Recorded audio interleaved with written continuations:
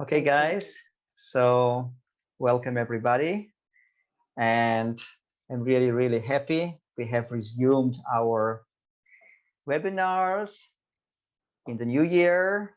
And I just want to say that this webinar is organized by the Weekly Fasting Group. It's a group of individuals from all over the world who practice abstaining from food once a week for 24 hours at least. And there are people who extend it. We are operating on WhatsApp, so you will find my WhatsApp number below this video. If you are not yet the member of this group, and if those ideas appeal to you, my name is Arik. You're welcome to send me a message on WhatsApp with your name, and I will be really, really happy to add you to this group. We fast between Friday and Saturday every week on a consistent basis. And today we have with us Noa Gaia Lakshmi. Welcome. Hello.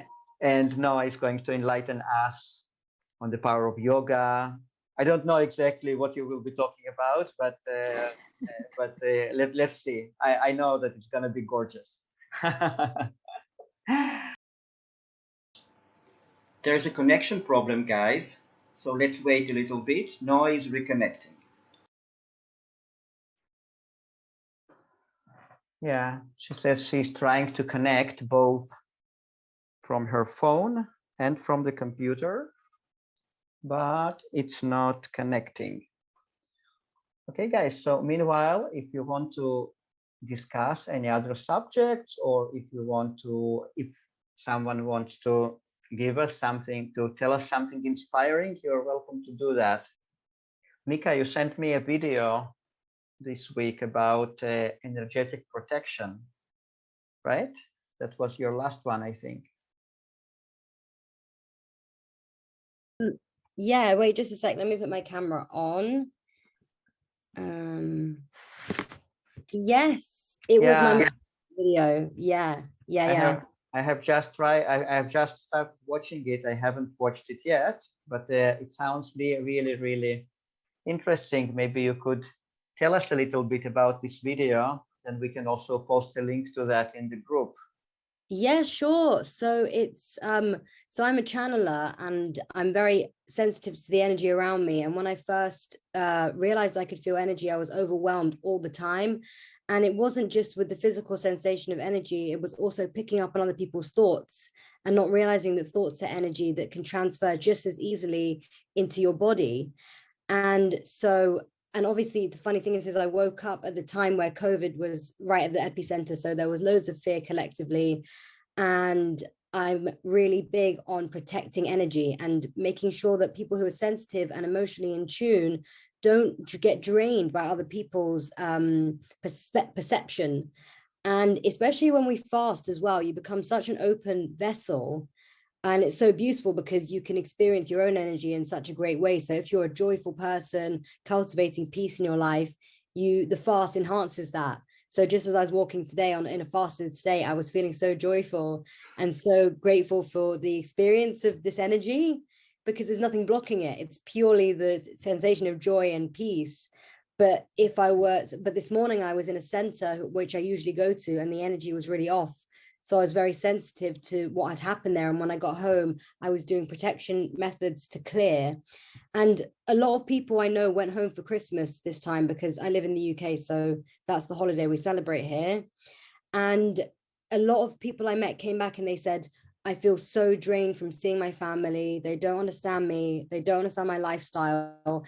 And usually after seeing my family, I'm like this for 3 weeks out of action, filled with density. And I was like, sit down, let me clear this for you in 10 minutes. And then you need to learn how to do this for yourself, because it's not okay to be sensitive and open and emotionally intuitive, but pick up so much that you actually can't function.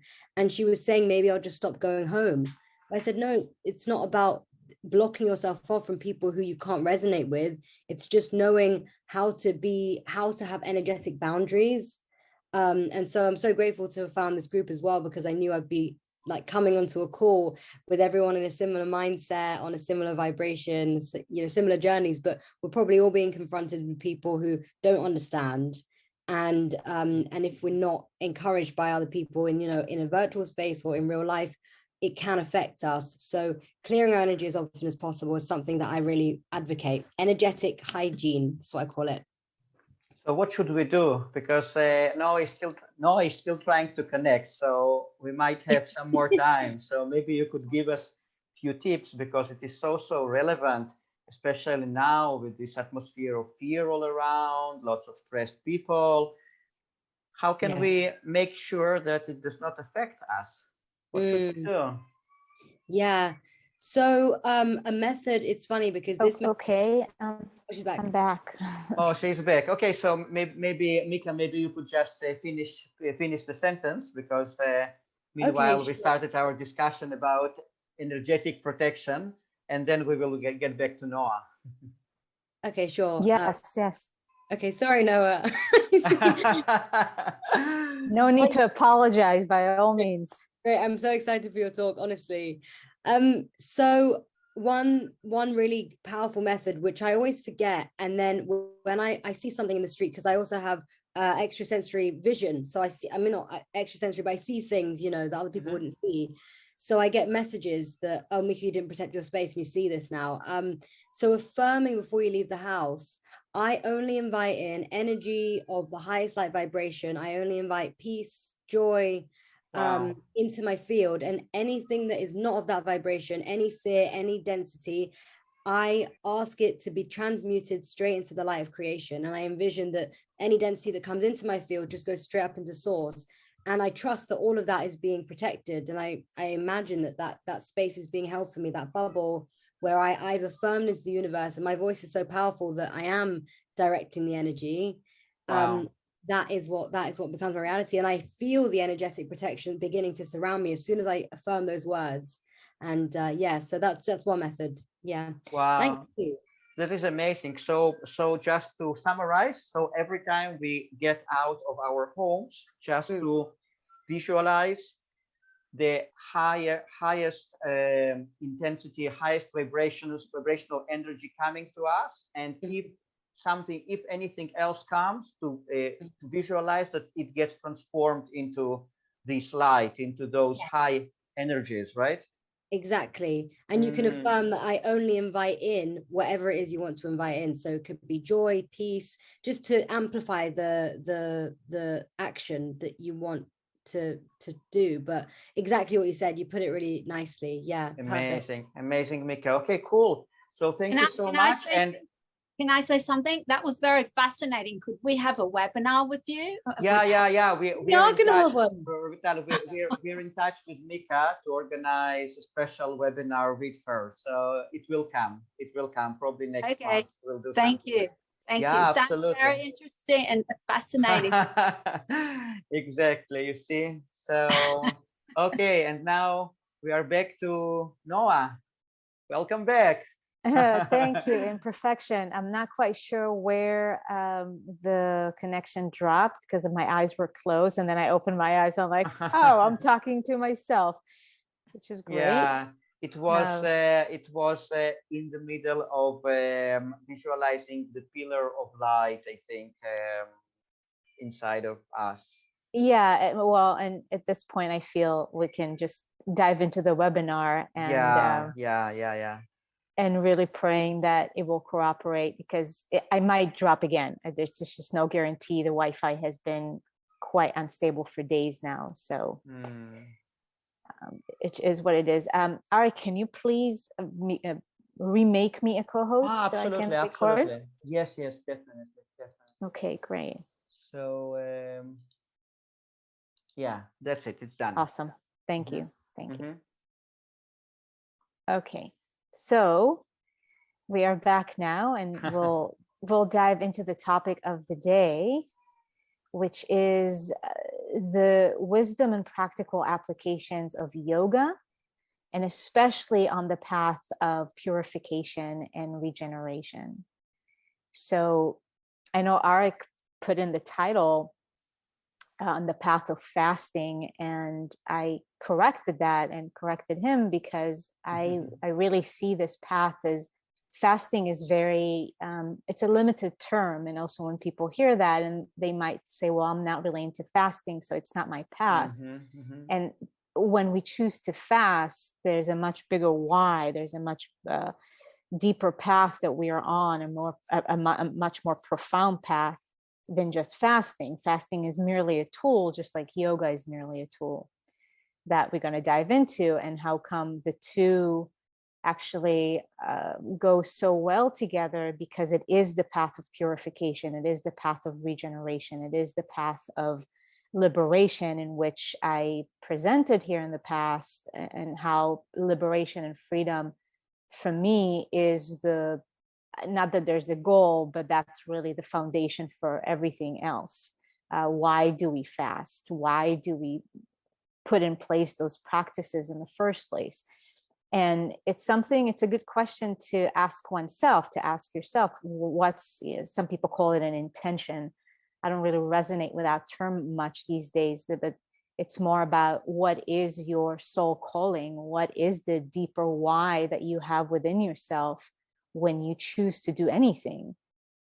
But if we keep it on the topic of fasting or abstaining from food or consumption or practicing yoga or meditation, why is that? And for me, it's such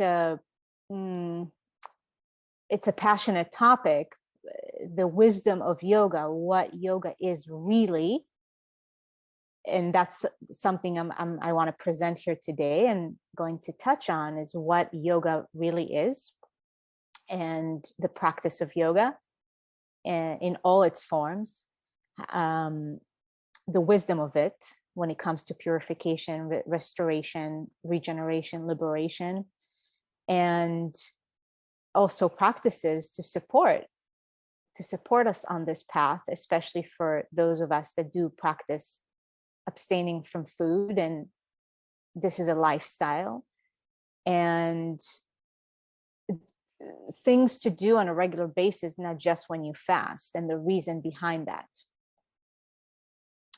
So before I go into all of that good stuff, and I'm going to share several asanas, or what we call postures, that, it's very challenging to pick just a few, because each asana and a kriya and a pranayama practice, which I'll break down a little bit here today and explain what is what and what's the purpose for it.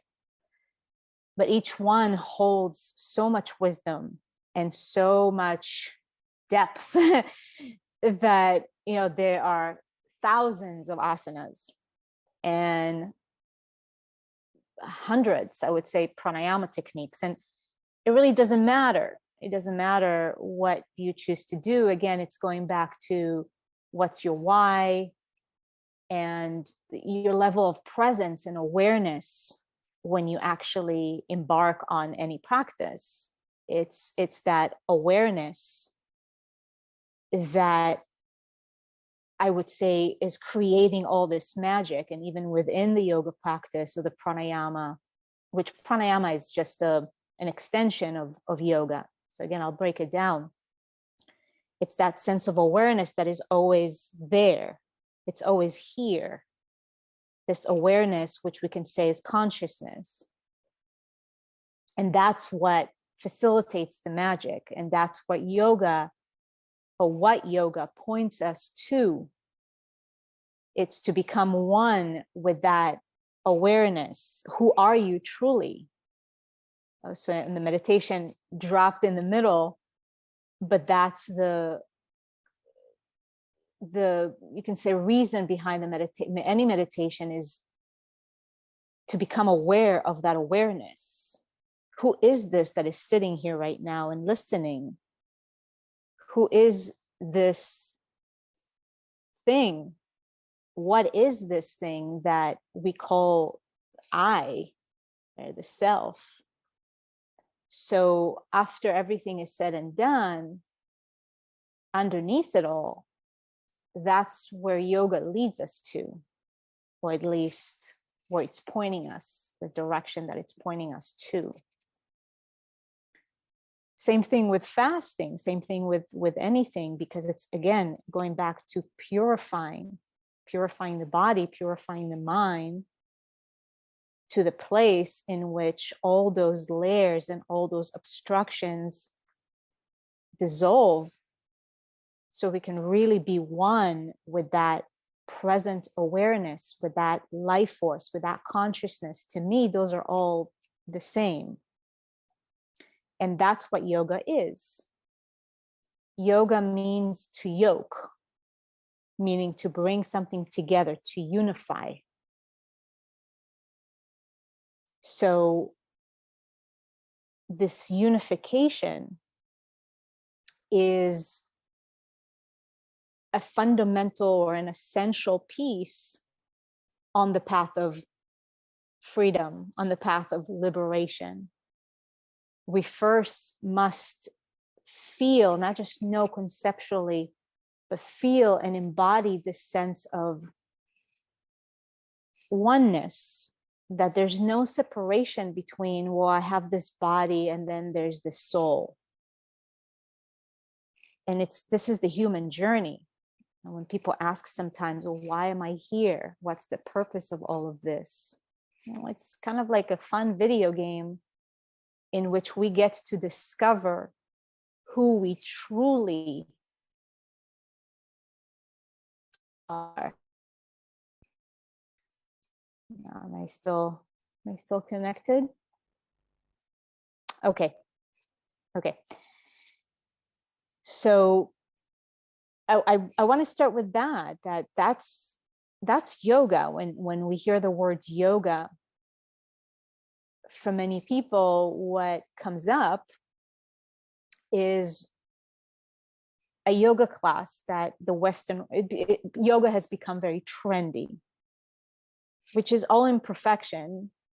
How much of the Eastern philosophy and Eastern wisdom has migrated and made its way to the West. And I want to insert here a side note of the immense gratitude in which I have in my heart for the ones that came before us and are still here with us, that live their lives dedicated to this wisdom, dedicated to this truth. And many masters that was their sole purpose, to bring the wisdom into the West in a sense. And for what reason? Ultimately to have unification, in which there's no Eastern philosophy and Western philosophy. That's all blah, blah, blah junk separation. It's actually acknowledging wisdom and truth for what it is. But on this journey, we are experiencing, the migration of, I don't even want to call it Eastern wisdom, it's just wisdom, making its way into humanity's consciousness. So with that side note of so much gratitude and appreciation for those masters that are still leading the way in their own way behind the scenes. So this wisdom has made its way to the West, and as Westerners like to do, things become trendy, just like raw food, and now fasting is like the next thing, and it's okay. I'm saying this with a light heart because, and I'll share a little bit about my background with yoga and why it's such a integral and essential piece of my journey. I'm so passionate about presenting it.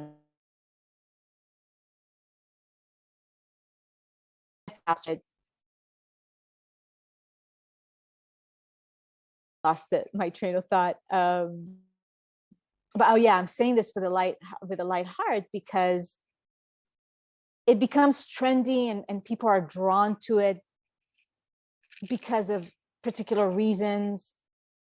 But it doesn't matter because it's okay. Let's get people through the back door.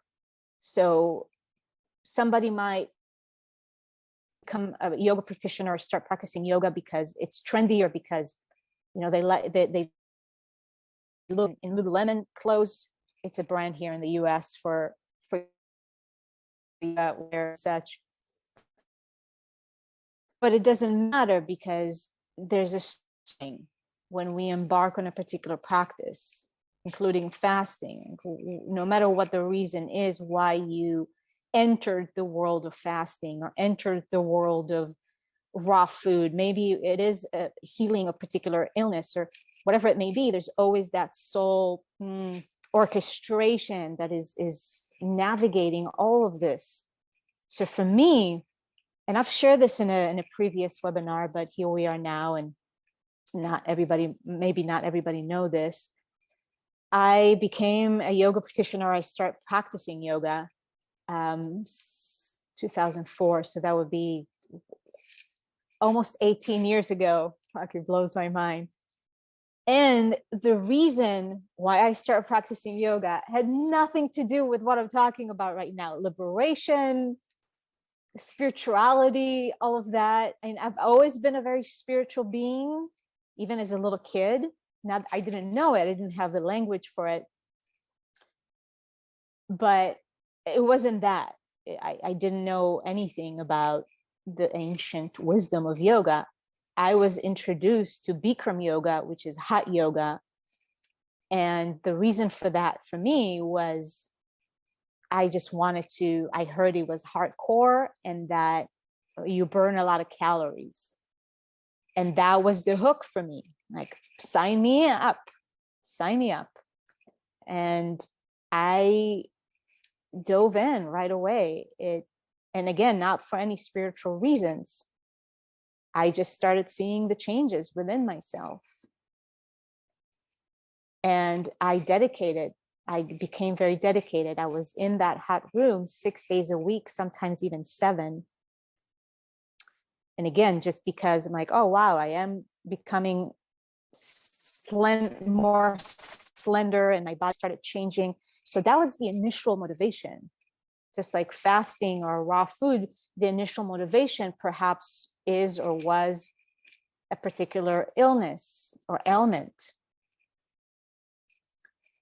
But nevertheless, so many other doors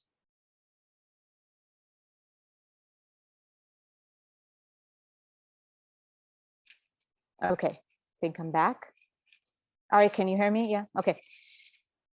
But nevertheless, so many other doors start opening up once we come in through the back door. So I'm guessing you have found for yourself already, depending on where you're at on your journey,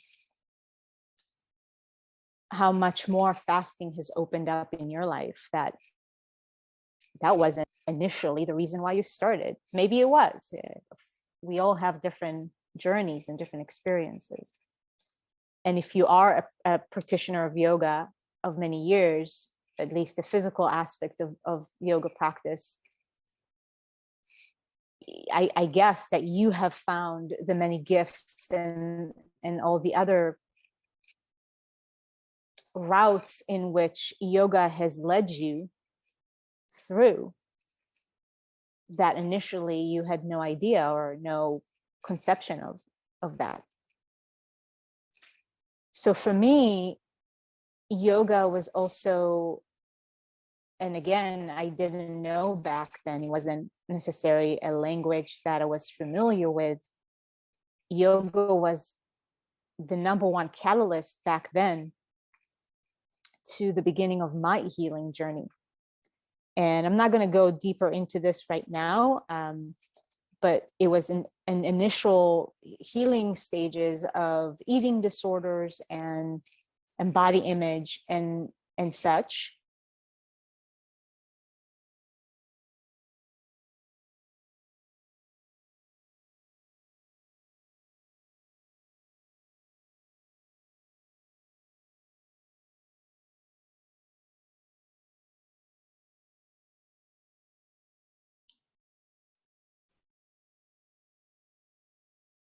Okay, it looks like the connection is lost again.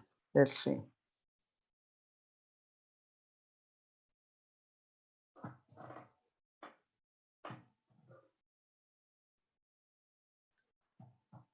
Okay, Noah. I'm back.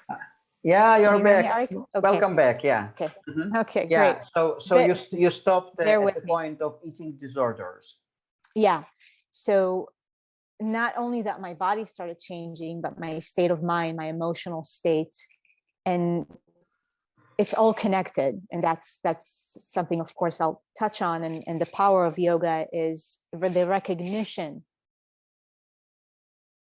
of the oneness in which we are. So we can separate the body from our emotional state and our mental state. And when one starts changing, everything else responds, or everything else changes with it, regardless if you know it or not. So I started experiencing so many changes within myself, and the way I felt, and the way I perceived myself and the world. And now, of course, I have much of a deeper understanding of that, of what is actually occurring. And not only that, I have a deeper understanding as a yoga practitioner and as a yoga teacher, after being in the world of yoga for almost 2 decades, it's also tying in together the power of regenerative detoxification. That's where the awareness comes in so strongly, because there's a deeper understanding of what is actually taking place. So through regenerative detoxification, if you've ever had, let's say, an iridology reading, and the detox specialist shares with you that, okay, there's some thyroid issues, you're seeing a lot of weaknesses, thyroid, because it's kind of like almost every person. But if it's thyroid, or if it's the pituitary, you're just addressing different endocrine glands, it's good to have that information, because then you can approach your yoga practice, your meditation, your pranayama, and apply that. And what do I mean by applying that? You bring awareness. So if I know that I've got thyroid weaknesses, and now I know, okay, these asanas are very, very helpful for the throat chakra, for the thyroid. They help stimulate the thyroid. They help activate the thyroid, bring more blood flow, bring more oxygen, whatever it may be. I can apply this wisdom. I can apply the knowledge of detox, regeneration, okay, the wisdom of yoga, and now I can bring my awareness to it, and it becomes so much more powerful. And same thing applies to a meditation practice and pranayama, in which directing the energy to the areas in which I know need more love and support in my body. And then what happens is that, okay, I'm just talking about the physical glands, but as I've shared in previous webinars, every single gland and organ is also connected to an energetic system, what we call chakras in the body. And each organ and gland, in particular, the endocrine glands, are related to certain emotions. So if I start bringing more awareness and bringing more oxygen and blood to, I'll stay with the thyroid, it's automatically going to affect the throat chakra on an energetic level. Because if there's issues with the thyroid to various degrees on a physical level, there's some distortions or disorders or dysfunctions of the throat chakra, and that is going to manifest on the emotional level for that individual. So yoga recognizes that, and the practice itself addresses all of that simultaneously. So when you perform a certain asana, and I'm just talking asanas right now, we'll go into pranayama as well. But when you practice a particular asana, And whatever is being addressed within that asana, physically speaking. So let's say there's more attention on the throat and the liver and your hamstrings, or we'll just take the back of your legs. There's an energetic correlation that is also being addressed when you perform a particular asana. Because if there's tension in the body, in your lower back or in your hips or in your psoas muscles, yes, you can do a posture that is going to help relieve that on a physical level. But then we must recognize and understand that that tension is also a result of some energetic tension, and then an accumulation of acids of some sort. That you might be feeling a tightness in your lower back, but there's an accumulation of acids and obstructions in your kidneys and in your adrenals, which are affecting the lower back, affecting the spine. And there's such a correlation in the body, and you see it in the eyes too, really like 95% of issues, it stems from the gut. Because even the spine is directly connected to the gut. So when you have misaligned vertebrae or a higher state of consciousness. Thank you, Arik.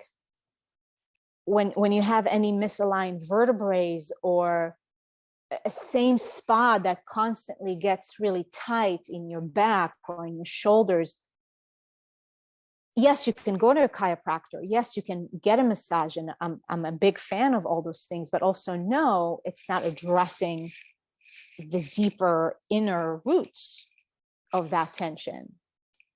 So we address with the yoga practice, we addressed everything from all the angles, the physical, the energetic, the emotional, to bring resolution, to bring restoration, to eventually bring liberation, which is a very wide, broad term. But for this specific topic, liberation from pain, liberation, having freedom from tightness, having freedom from feeling limited even within your body. Right? Many people are intimidated by the practice of yoga because I hear this all the time. I'm not flexible, so yoga is not for me. And I laugh. Like, it's not that yoga is for flexible people. It's not about that. It's not sports. It's a particular practice that can bring relief or help in the healing and restoration and regeneration process. So now that I have the knowledge of regenerative detoxification, it's just like a lack of a better description. I know it's kind of like out of place in a fasting group, but it's like peanut butter and jelly, or I don't know, bananas and blueberries. I think it's a great combo. So it's just, they go so well together, hand in hand, because it's so holistic, because it addresses all layers of the being. So yoga is a system for purification. It's a system for restoration and liberation, as I said. And as I mentioned already, that yoga addresses the energetic system in the body. So just like you have blood vessels and lymphatic system, which you have lymph vessels as well, and there are thousands upon thousands of those vessels within the body, of veins and arteries and lymphatic channels. There are in what the yoga tradition recognizes as nadis. Some people might be familiar with that term. And nadis, just like it's part of the energy system. So the chakras are the energy wheels that corresponds to different organs and glands, and also corresponds to the spine itself, which is the central channel. In the meditation, I gave you the visualization of that. And on a physical level, I invite you to incorporate that into your life on a regular basis, in which you see your spine as that pillar of light, because that's the highway. When things are backed up on the highway, everything else is going to be backed up. Similarly to when the lymphatic system is backed up, things start to pile up in the body. And then a mess is the result. So in the yoga tradition, or in the yoga practice, the spine is such a pillar, it's such a foundation to move the energy, not just physically, but energetically. So as I said earlier, we have the chakras and the central channel, which is the spine. The nadis are the energetic vessels. In the yoga tradition, they say 72,000 nadis.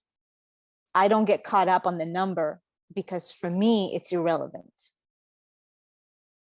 It's enough for me to know and to acknowledge there's a lot, and it doesn't even matter. The fact is that we are more than just the body. And that's what yoga and ancient wisdom recognize, and has recognized for millennia. So those energetic channels can be blocked just as much as lymphatic channels, just as much as the blood circulation and the blood vessels can be blocked. And again, there's no separation, because if there is blockage within the lymphatic system, there's going to be some blockage in the energy channels, in the nadis, and vice versa. Embarking on the practice of yoga, you start releasing those obstructions. And the more awareness you bring to it, as I said, the more magic will be revealed to you in this process. So that's why education and information in this way is helpful, not to just, listening and having mind stuff to pile up, but to apply that into your practice. Just like, again, with the eye reading, the specialist tells you you've got issues with your pituitary and your adrenals. Now take it into your practice and bring love and awareness to those areas, especially in particular asanas in which you learn and you know, oh, this is where I'm compressing my thyroid, and then I release, and you can feel and imagine and visualize the blood flowing and the oxygen flowing and the light flowing into that area. That's why the information is knowledge is power, as we say. But knowledge not applied is just piling up knowledge. Knowledge is power when applied. What I like to say is knowledge is power. Knowledge applied is greatness. When you feel the power of that knowledge, when you have that experience, that personal experience with that knowledge, and you feel it in your own personal way, that's greatness. You translate that into the greatness in your being, of your consciousness, of the potential of the you that you are.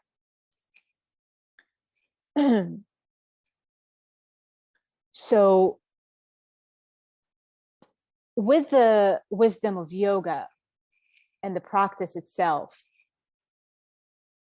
one of the reasons why there's so much greatness there, and the greatness in application, and I really want to emphasize that, especially on the path of purification and those of us that go on food vacations, aka fasting, regularly.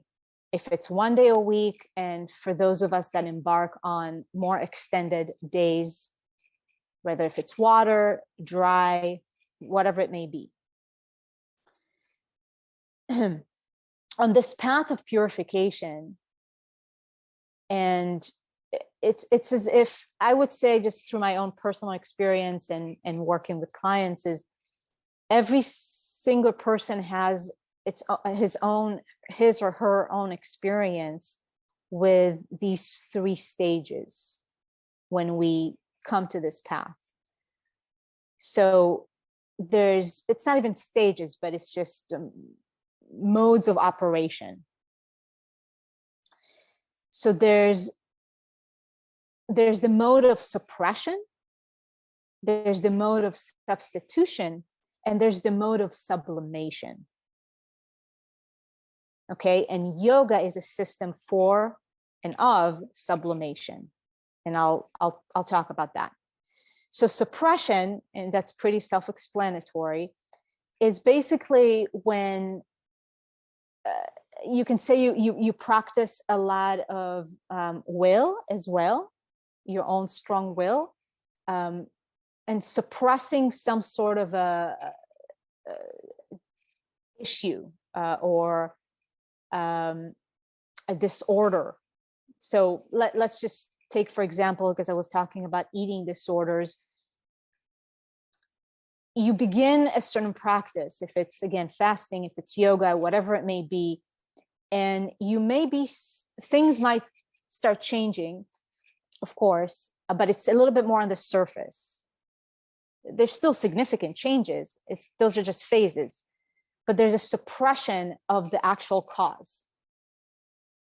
And it's equivalent to taking supplements. We talked a lot about supplements in these webinars, and that on the surface, things might look fine, but you're not really addressing the root cause. So even though, okay, things are getting better, but things will come back because it's just being suppressed. So if there's an eating disorder or a sex addict, whatever it is, on the surface, they might appear or go about their lives as if things are now okay, but no, things have just been suppressed. That's one mode of operation. And a lot of people go through that to some degree, suppressing symptoms, either physical, mental, emotional, energetic, whatever it may be. And for a period of time, it works, and it's kind of like a necessary stage for some, because there's no readiness yet, or inability, or whatever it may be. I see everything as divine timing. That's just what is proper for that individual soul in that particular moment, that it's actually better for the suppression to occur because there's not enough ripeness for the complete resolution, restoration, which comes through sublimation. So suppression. Then we go to substitution. So in that mode, basically, you substitute what we refer to as toxic habit or addiction or whatnot. So if somebody's addicted to alcohol or coffee, just take easy ones, they might put that toxic habit aside, or the toxic substance, and the substance can be either physical or emotional or mental, but stick to the alcohol or coffee. Okay, I can put that aside, but did I just substitute that with something else? So instead of coffee, I'll drink green tea, or instead of alcohol, I'll just drink Coca-Cola.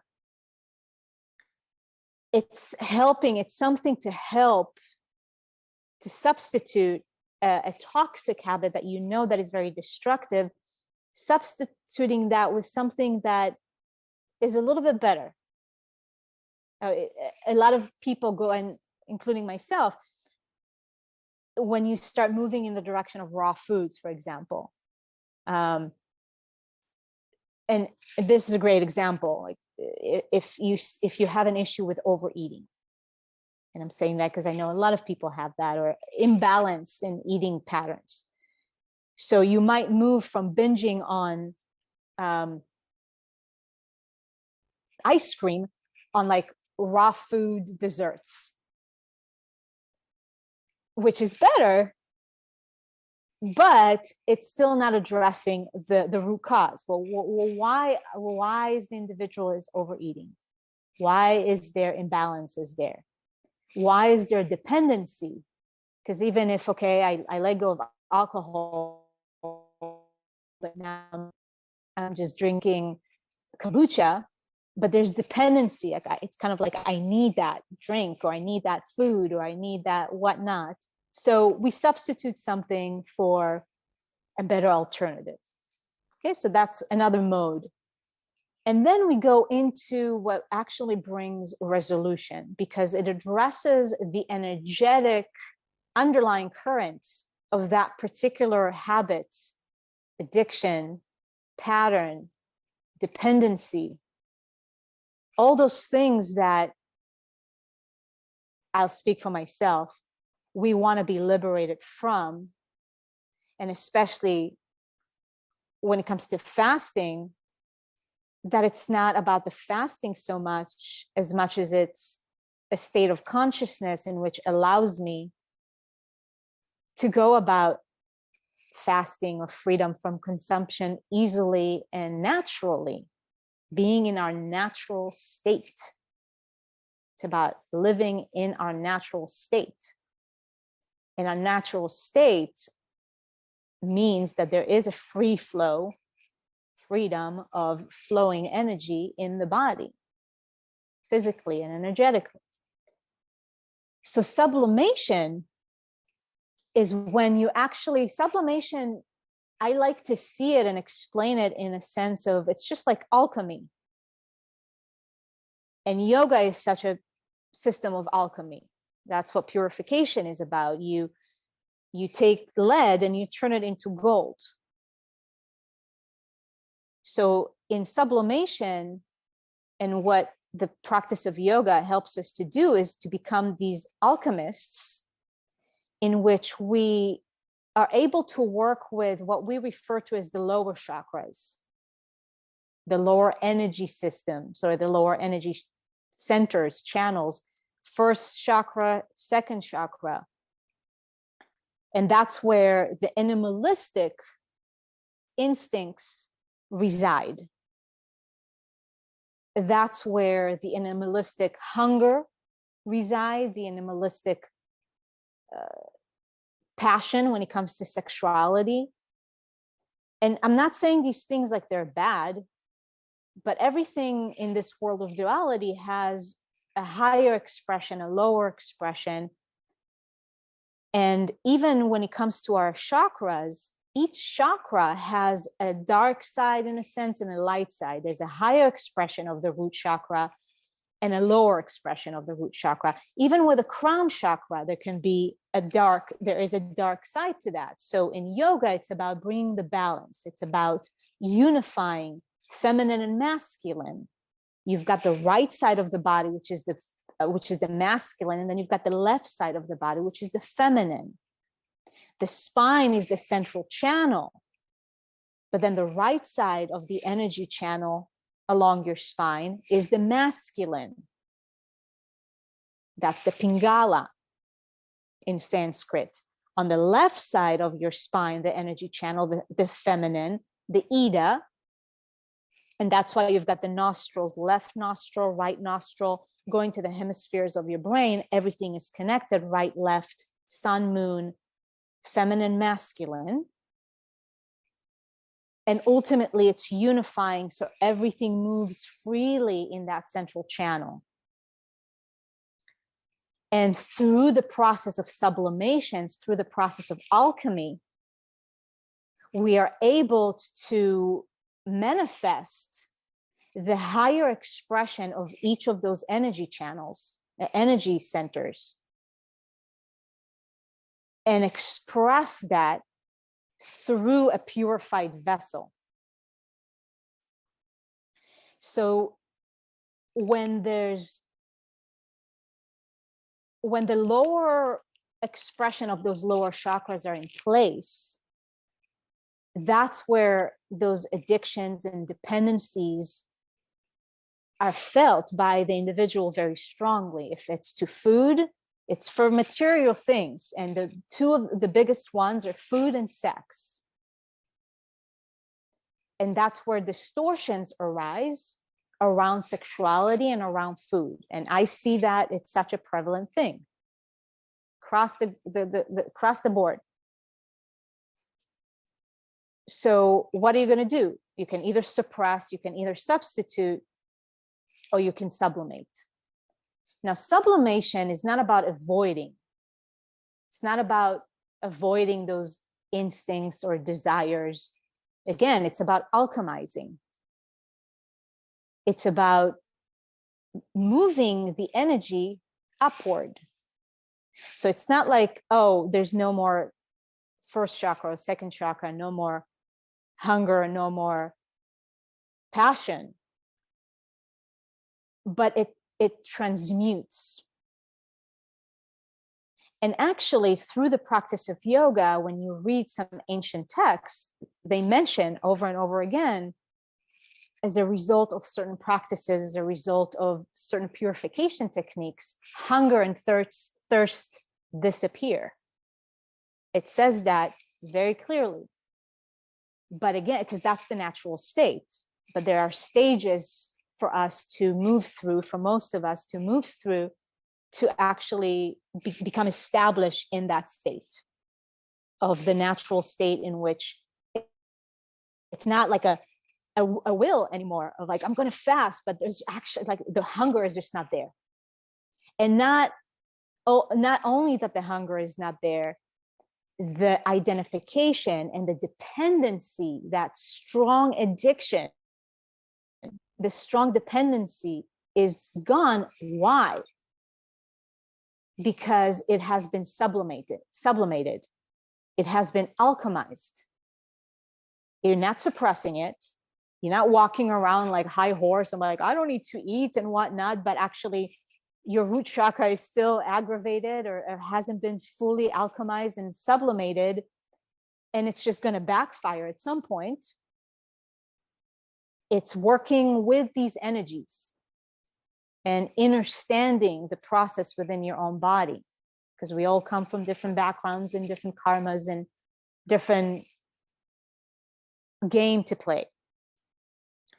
But the yoga as a system of sublimation is absolutely brilliant in the sense of, it's not about white knuckling yourself into anything. It's about being dedicated to the practice and allow the magic to happen. And from my own personal experience, there's so much fucking magic. And it's so awesome for me to look back, because now I know all these things, or at least whatever I know, because I still don't know a lot. We never know everything. But back then I had no clue when I started practicing yoga. But I had my own personal experience. And that's why sometimes it's actually the best to work with somebody or get somebody that is like completely brand new, have no idea.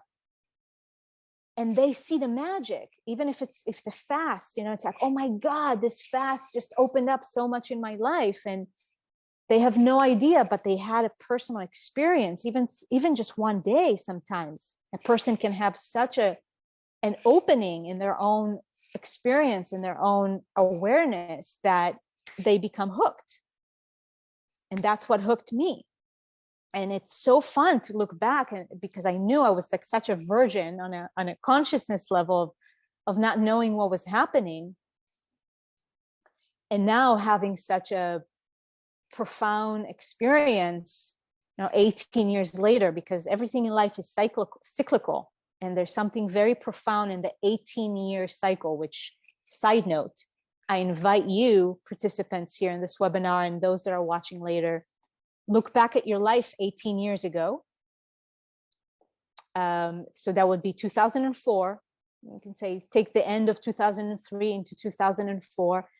And you coming back around 18 years later to some similar themes that are now,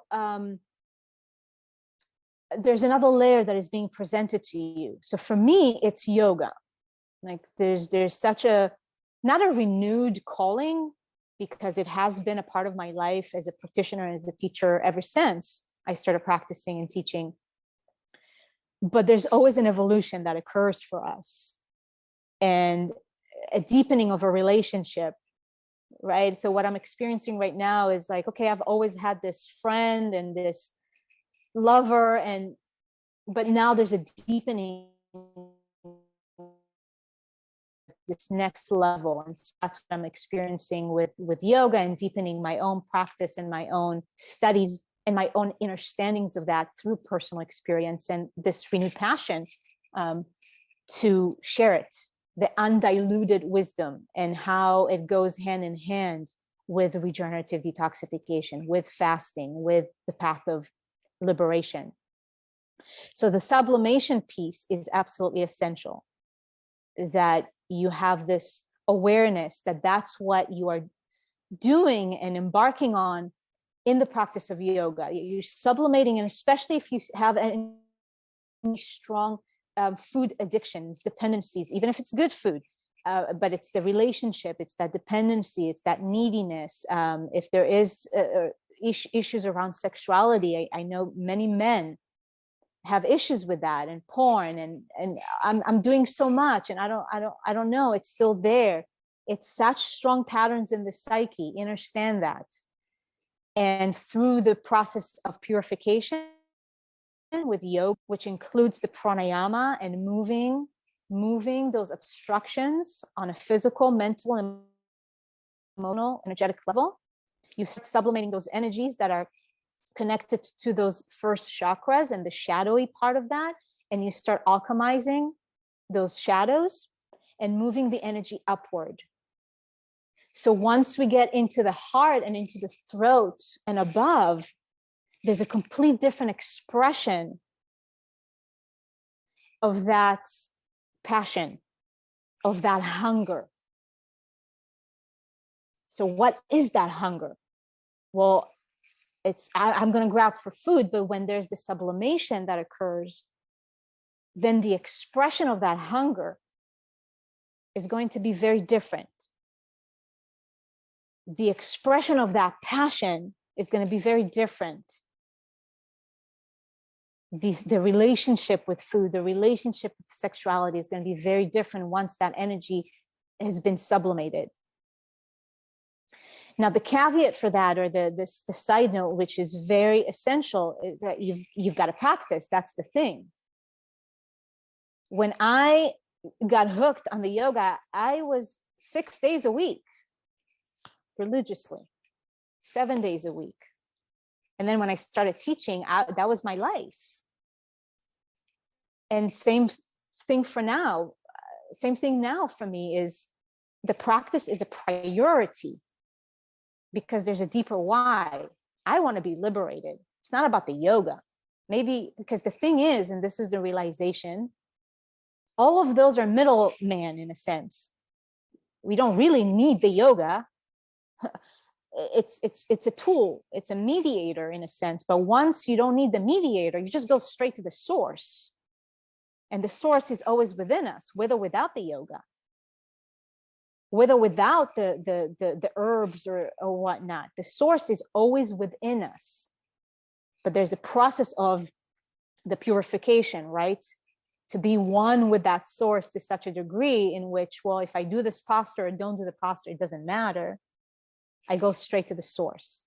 Now, I was talking to a client yesterday and I said, well, you can go to the store and buy produce, or you can go straight to the farmer, go straight to the source. Why go to the store? Why pay the middleman? You will get fresher produce and better price. So just go straight to the source.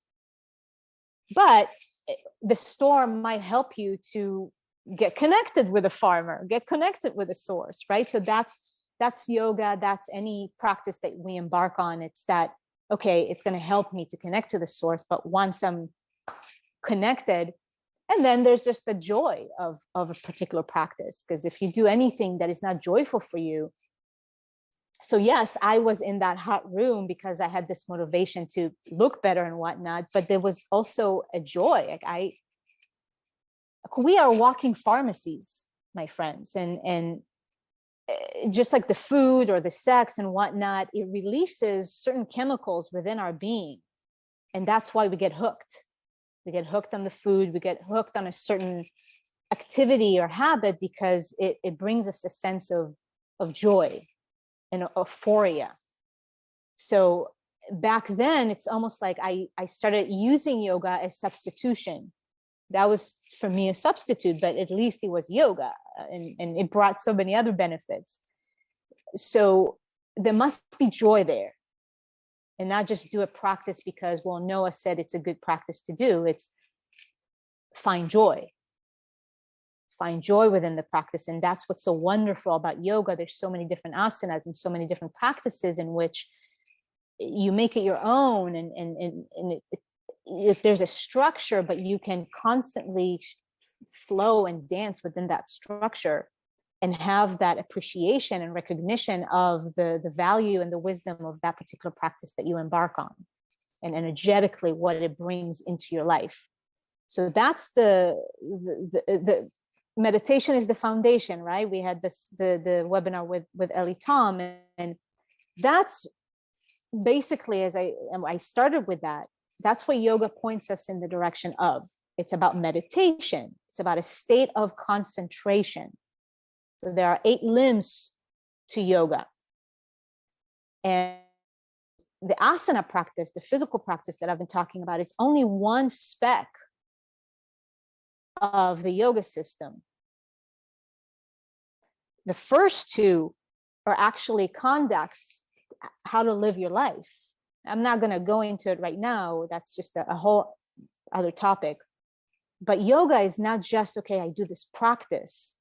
No, it's how you live your life.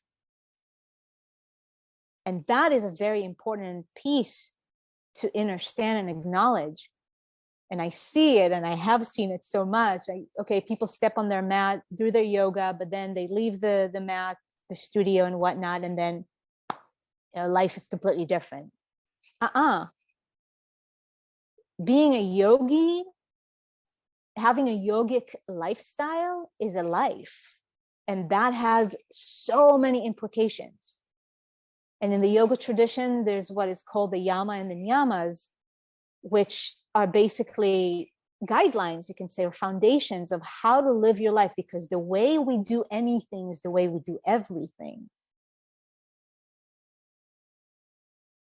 And so bringing that yogic wisdom into day-to-day life is part of yoga practice.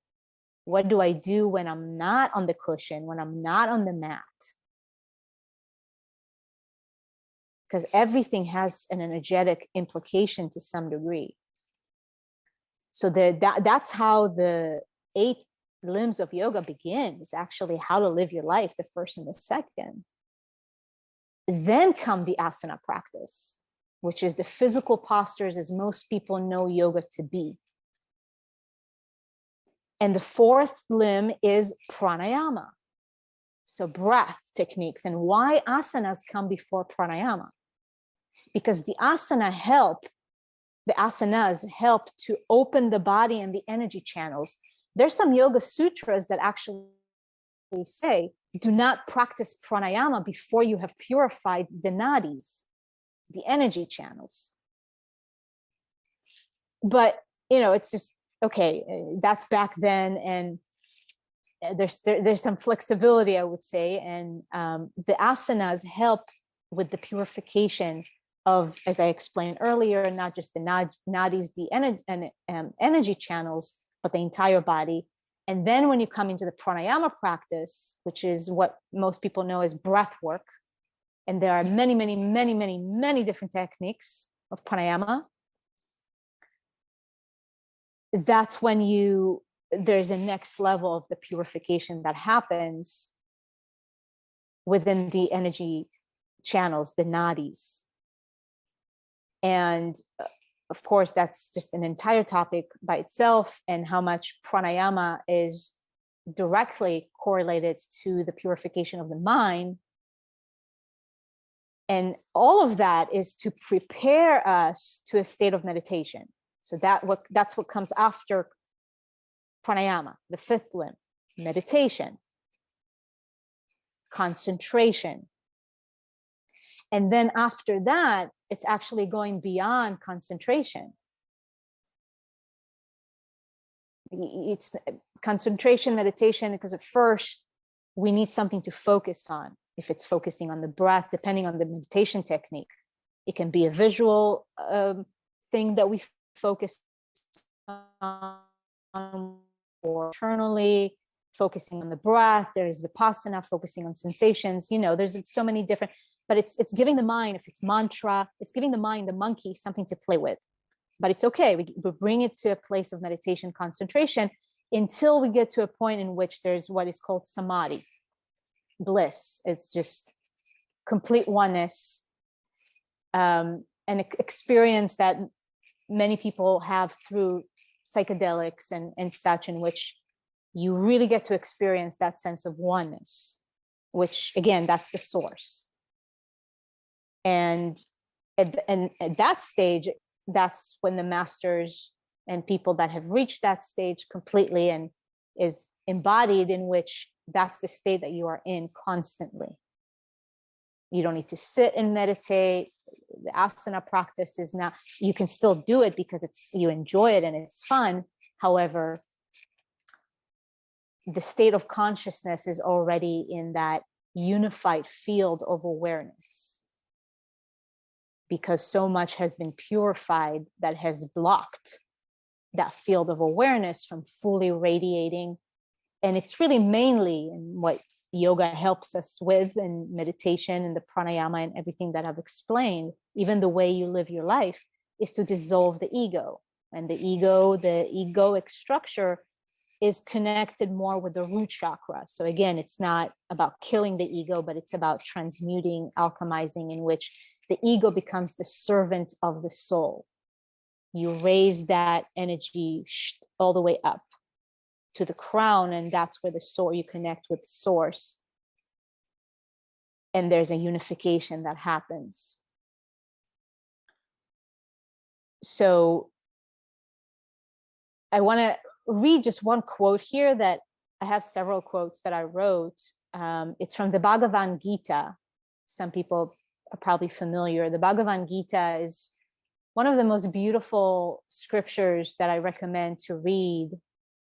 And it's a very poetic kind of like song story, but a lot of the yogic wisdom is within the Bhagavad Gita.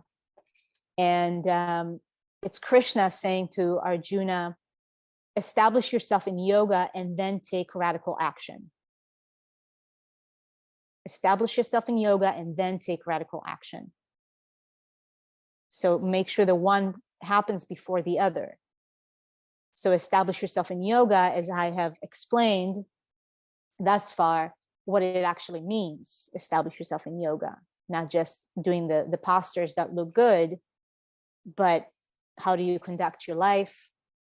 Asana practice, the pranayama, the meditation, the concentration. What is your state of consciousness? How much are you aware of that awareness that you are truly are? And then take radical action.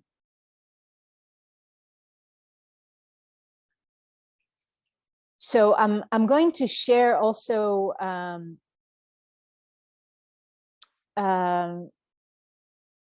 yeah, I have some more quotes. I'll probably share that a bit later. I have some things that I would like to share, and certain techniques or pranayama that I've picked that, as I said earlier, it's a bit challenging, from like hundreds and hundreds of asanas to pick a few, but just a few that I felt to share today, that at least you incorporate into your life on a daily basis if you don't have a long yoga practice daily.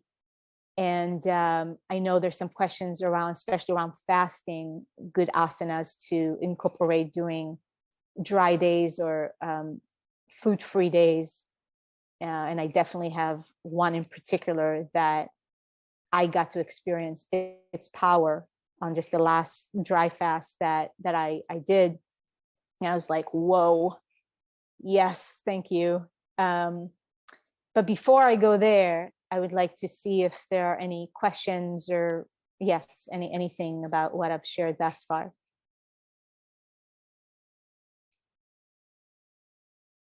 And Arik, if you have any questions in particular as well. No, I think it was really, really clear. guys, so if you have any questions, just unmute yourself and ask. I think you really explained it clear, very, very clear. You know, all these stages like suppression, substitution, and sublimation, right? Mhm.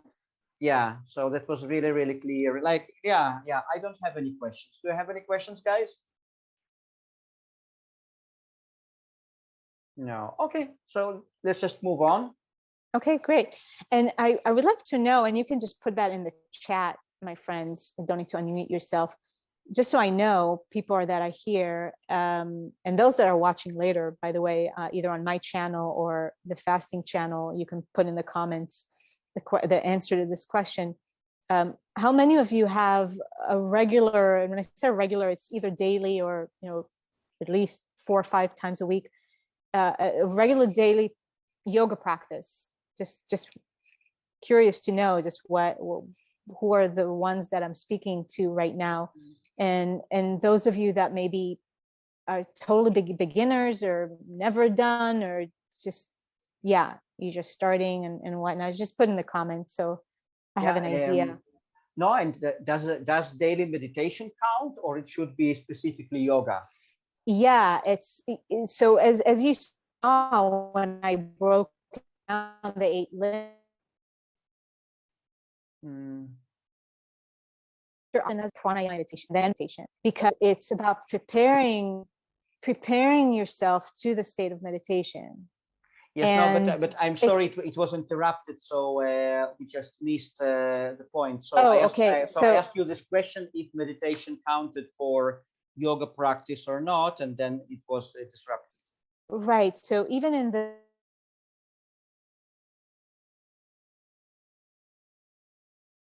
pranayama and then meditation. So there's a reason for that, because the physical movement of the body and what occurs during that time actually prepares. It's like planting the seeds. You know, it's different than when you have a garden. You can just throw seeds in, and okay, great, I planted the seeds. But it will be much more beneficial if you prepared the soil ahead of time and then planted the seeds. Does that make sense? So it's equivalent. Yeah. It's equivalent to coming into a meditation after doing few asanas. Now, it doesn't even need to be a whole yoga practice. It could be just a few asanas, and then meditation. And it's different for every person.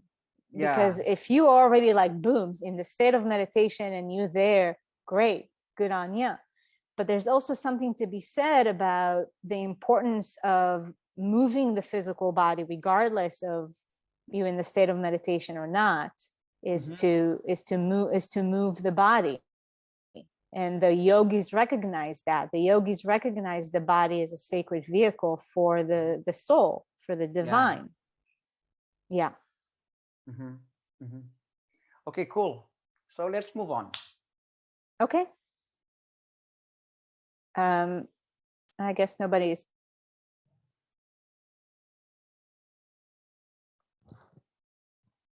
Curious to know what experience that people have with yoga. Also, it's just something is important for me to know. Yeah, because you know, maybe we have quite a lot of people here who practice different things, but maybe not everyone connects the dots. For example, I myself, I practice daily meditation. So yeah, I do not necessarily practice asanas or stretching or whatever. Maybe some other people practice Tai Chi or Qigong. So, so does it count? Like, for example, if someone practices Tai Chi, should they write you a message that they are doing that? Just want to say thank you.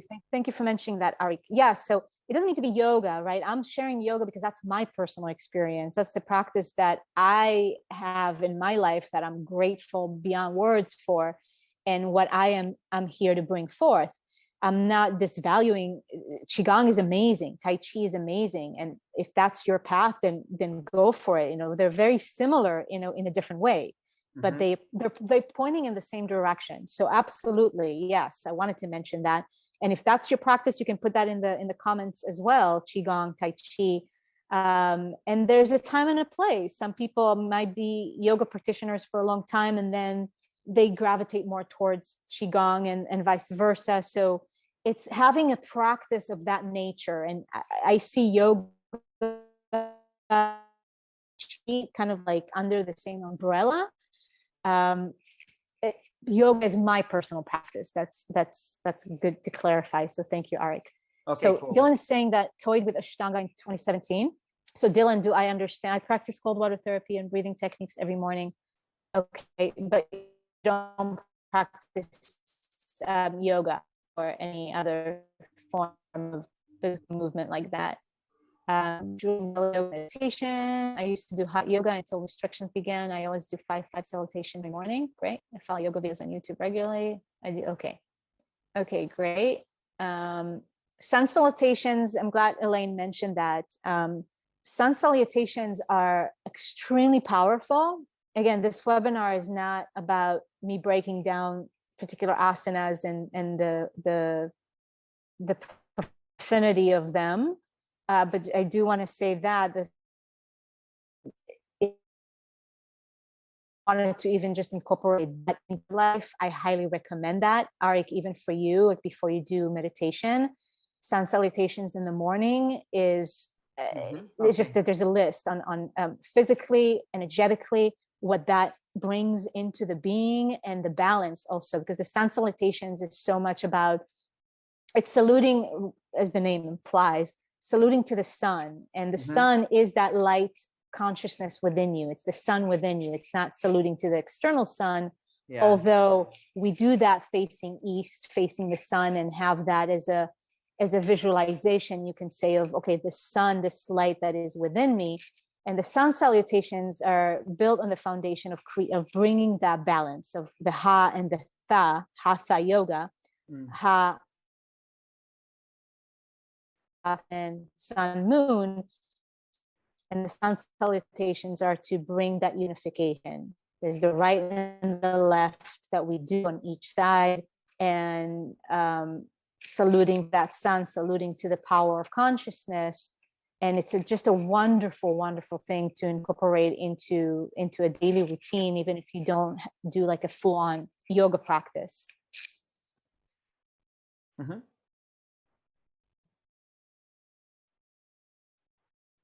Okay, I think I lost you for a second.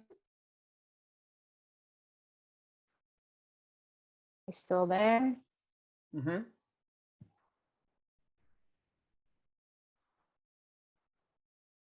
Okay, I interrupted moment. So,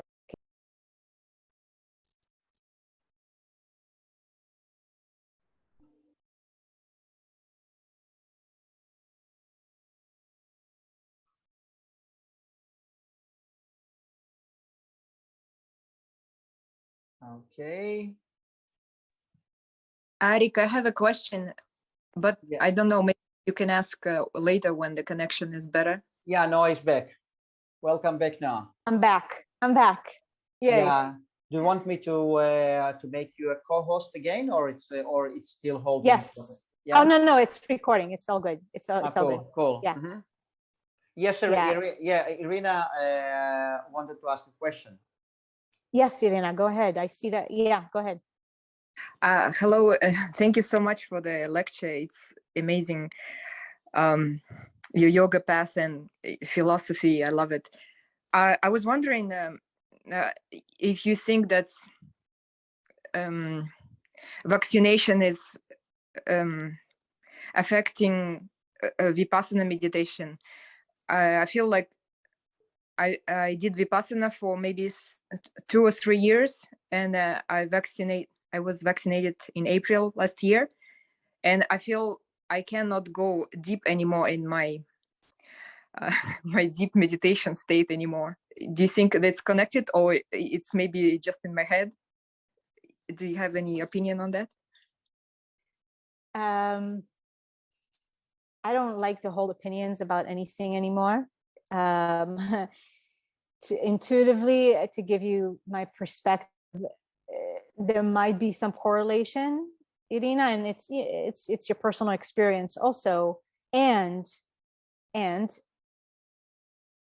you have the ability to remove any toxicity in your body that might be creating any blockage. So that's one. The other thing is, maybe there is some other form of meditation that wants to open up for you, that perhaps is also a divine way to move you in a new direction.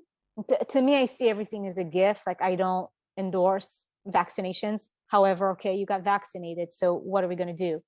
I highly recommend to definitely the fasting, and I don't know how much are you in the fruits and detoxing and moving that toxicity out of your body, and also with the power of your own consciousness, as I said earlier, allow just connect with the body more and command to leave your body, to leave your brain, to leave anything that is causing blockages and obstructions.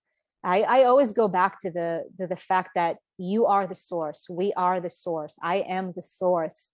And nothing is stronger than the power of my consciousness. It's just a matter of how much am I aware of that power. That's all it is. And again, one of the reasons why I love yoga so much, for me, it gives us such a personal taste and experience of that consciousness that we are, of that light being that we are, that source that we are, that so much strength and power to alchemize and bring into manifestation whatever it is that we choose. So it's how you choose to approach this and to go about this. That would be my answer. Or that is my answer. Mm-hmm. Okay. Oh, thank you. Thank you. Yeah, and also, yeah, go ahead. I also was wondering how many people yoga, like generally yoga, lost due to COVID because of no studios open anymore. Like I did the yoga for, I don't know, maybe 20 years.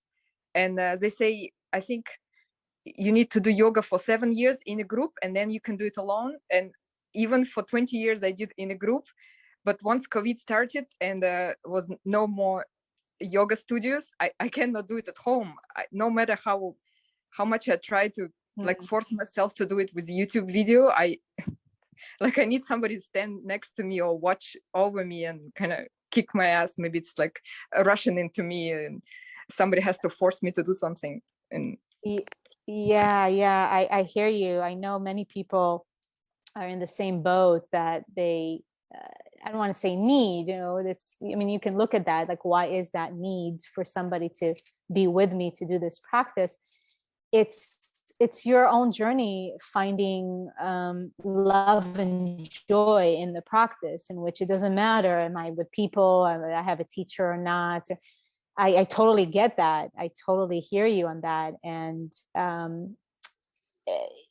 perhaps again, this is an opportunity for you to maybe bring a group together.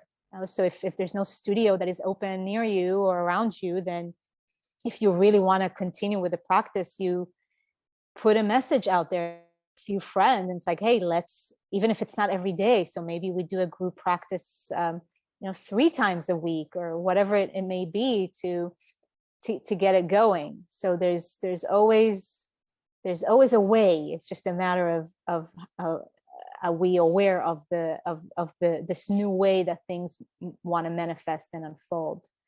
And it's not going to be forever. And I'm sure studios will open up again. And yeah.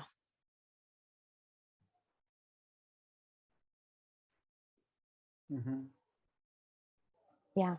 And I want to say also, Irina, for you, and this goes for everyone. One of the postures, the asanas that I did write on my list, that is so beneficial on so many levels, but especially with the knowledge of regenerative detoxification, and knowing how many people are dealing with head issues, the pituitary gland, pineal gland issues because of the gut. So of course we want to address the gut and clean the gut in order to clean the head. but simultaneously we got to bring some more blood flow to the head, to bring more circulation to the head.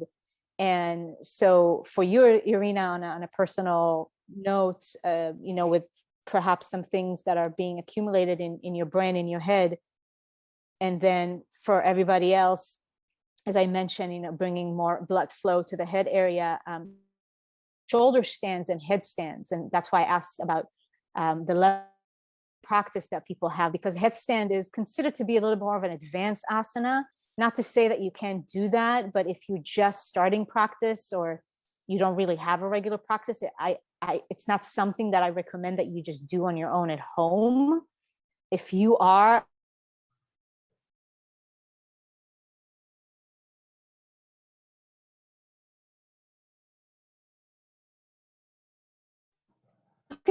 against all as well,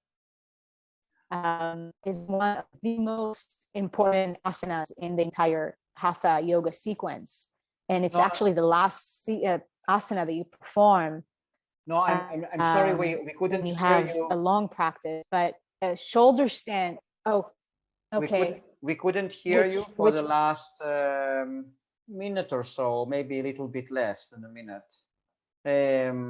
Yeah, so if you could repeat a little bit what you were talking about in the last minute. Oh, okay. So I was just talking about a shoulder stand. Yeah.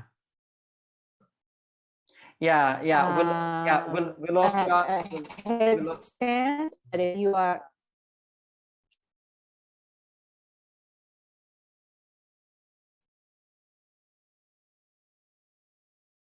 okay, are we back, Arik? I think so, yeah. Just wanted to say that we lost you after you told Irina that you had a particular posture for her. That's where we lost you. Okay, yeah. So I was talking about, and it's going to be in the recording at least, but I was talking about a headstand. And I just said that if you are just starting yoga and you don't have much experience, it's not something I recommend that you just do at home. That is something you want to have a teacher, somebody that can guide you through it.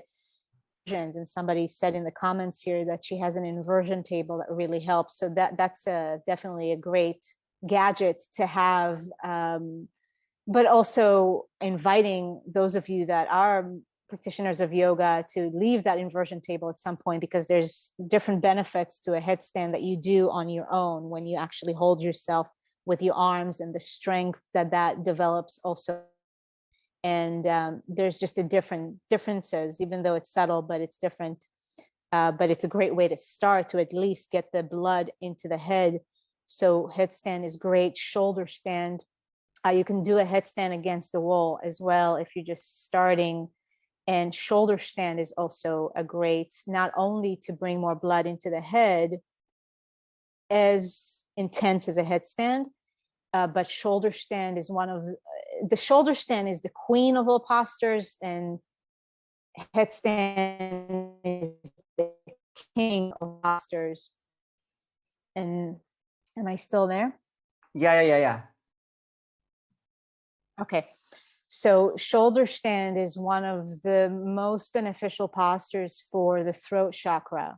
And so I mentioned earlier thyroid. So any thyroid issues, it's a wonderful posture to do on a daily basis. And when you do it, you focus, you bring your awareness and your attention to your throat and your throat chakra.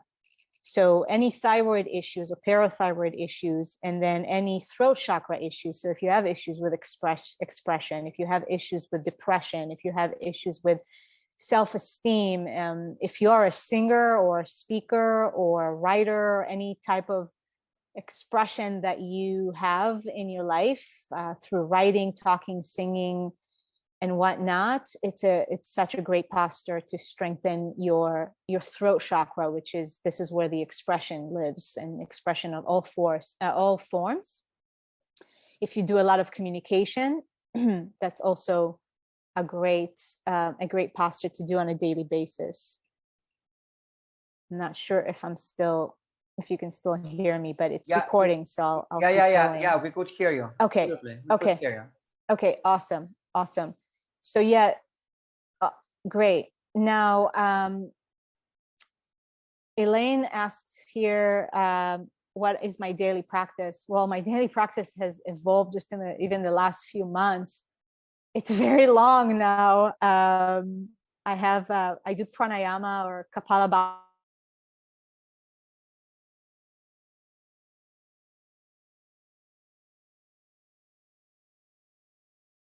Yeah, no. Now we lost you.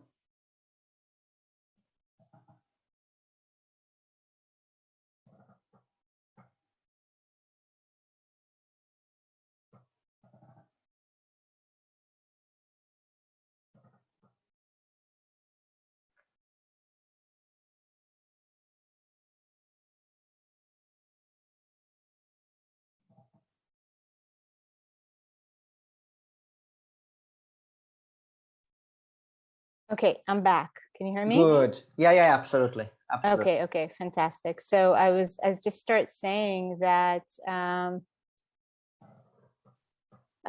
Elaine asked me about my daily practice. So it has evolved tremendously just in the last few months here.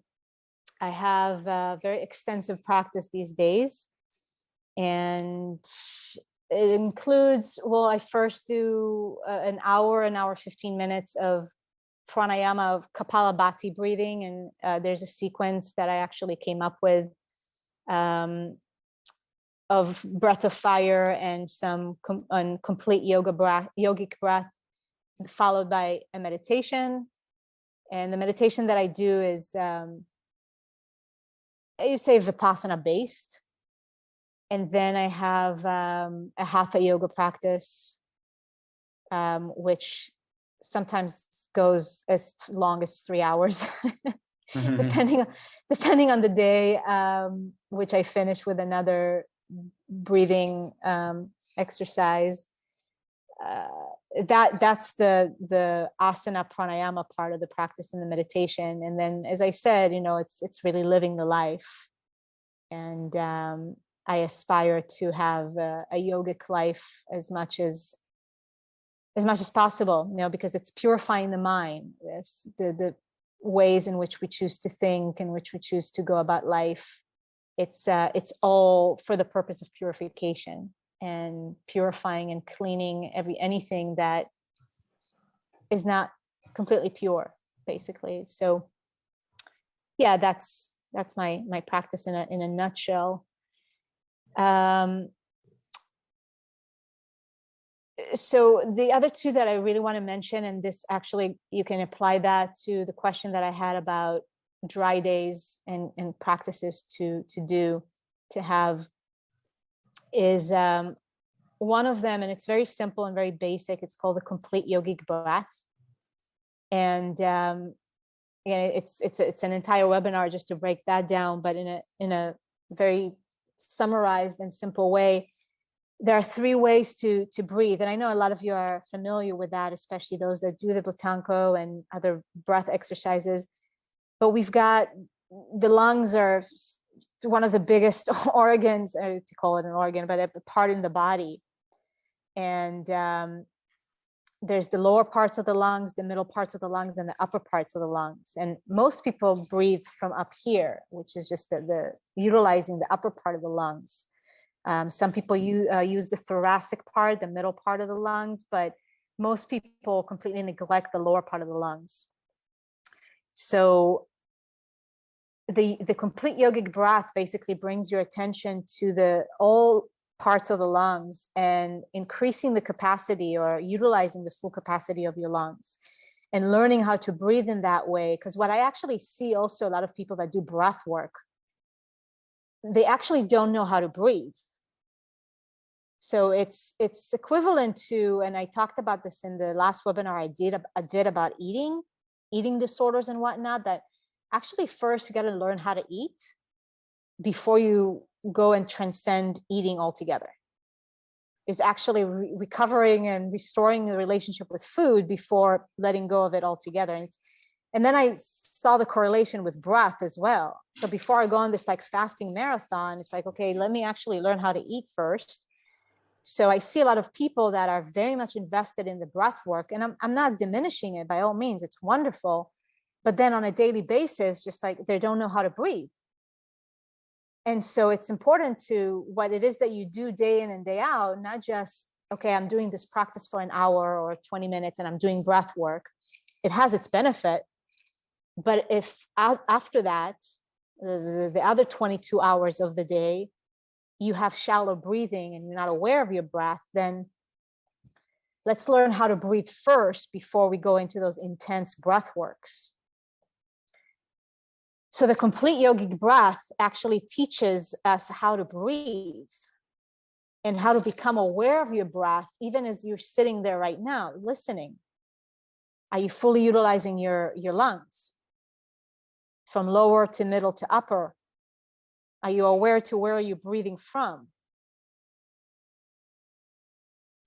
So the yogic breath, and you begin just by dissecting, you can say, or finding where is the lower part, where is the middle part, where is the upper part of the lung. And the upper part is the chest, the clavicle. When you breathe from the chest, it even affects the shoulders. The shoulders might lift up a little bit. So you first, and it's a bit easier if you're just starting this, to do it laying down. That might help.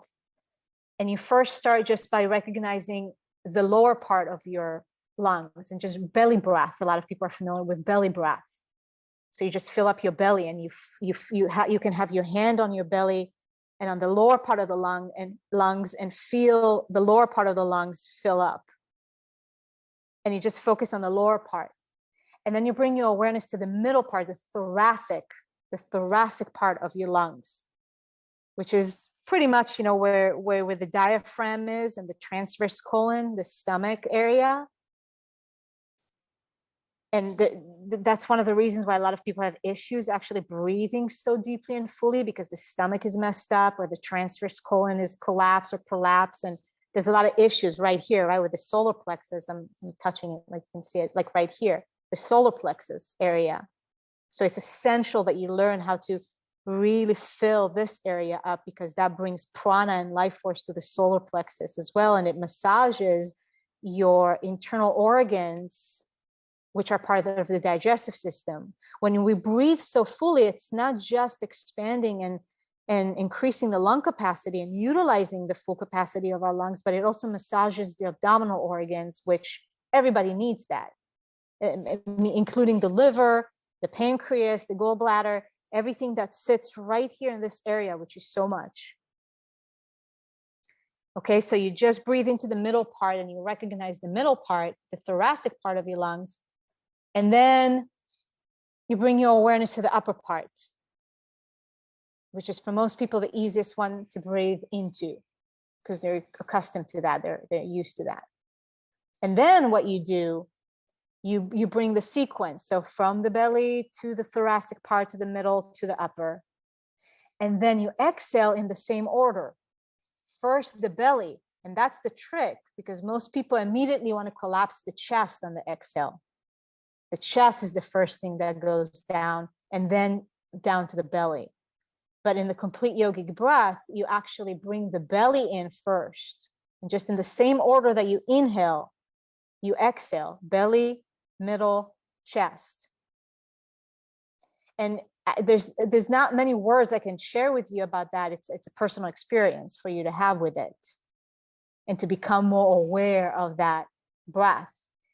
And then once it becomes automatic, you're not going to feel it as a separated thing, belly, middle, chest. It's just going to be a flow.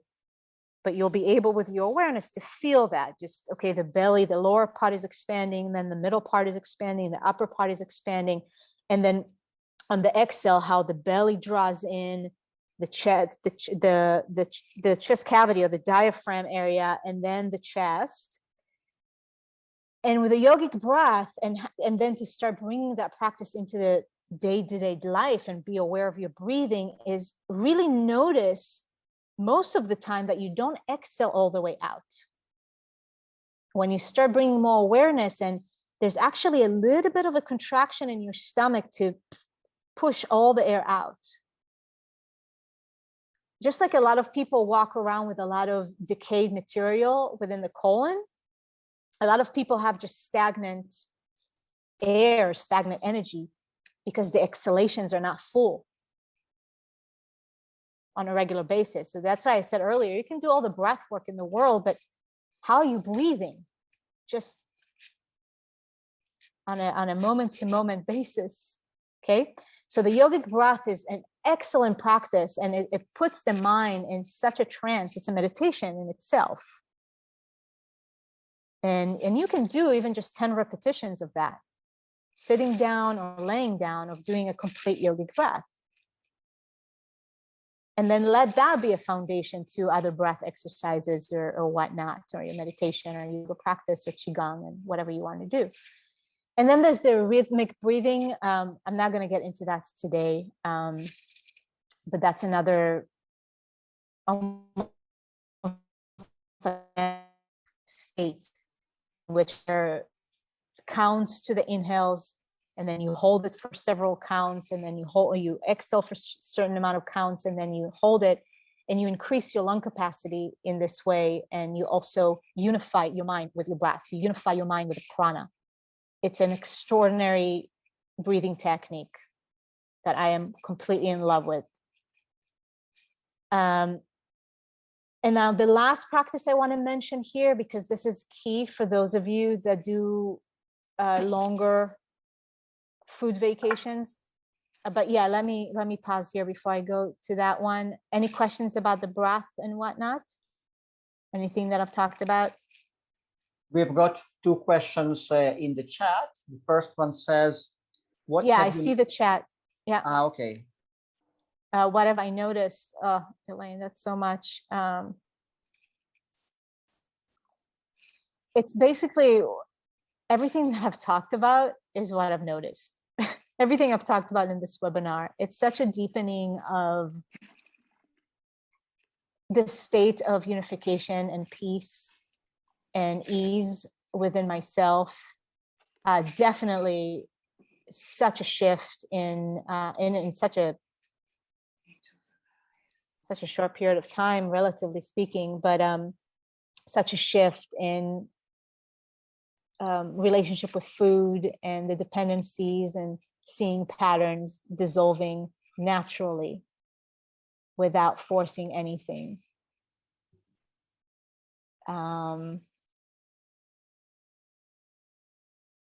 Yeah, that's, I can share a lot more, but it's just gonna go forever. And what do you think about Anuloma? I'm not familiar with that practice, Irina, actually. So there's nothing I can say about that. It's Yeah, just it's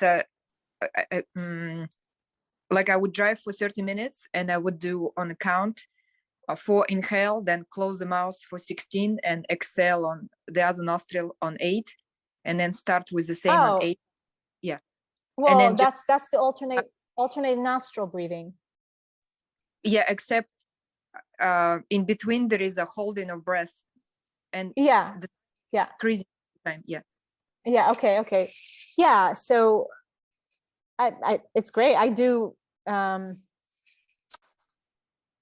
alternate nostril breathing myself, almost on a daily basis, and sometimes with holding, sometimes not. It's just different effects. What it's important for me to convey, it's find the practices that really bring you joy and that you enjoy doing. So if it's this one for you, Irina, and you're really stoked to do it, it's not like a chore or anything like that. You're like, I'm just so excited to do this, and it brings you joy and it brings you benefits, then go for it. It doesn't matter what I think. It's about what's your personal experience with that particular practice.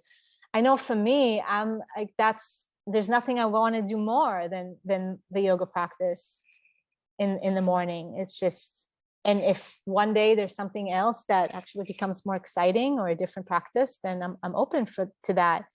But I really am that's the great joy for me to do a 2-hour practice. Like, it's, for some people it's like, what?